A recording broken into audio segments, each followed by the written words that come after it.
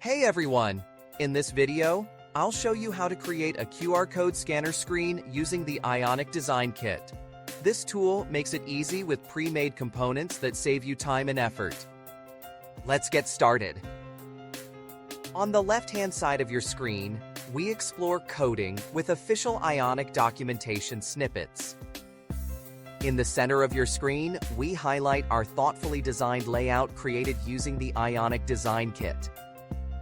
And on the right-hand side, a phone emulator displays the real-time outcomes of our coding. Feel free to pause the video anytime to catch all the details. Today we'll cover how to build a QR code scanner screen for your Ionic app.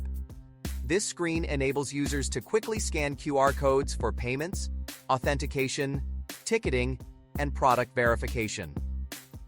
A well-designed scanner provides a smooth and efficient experience by integrating a real-time camera preview, auto detection, and scan history.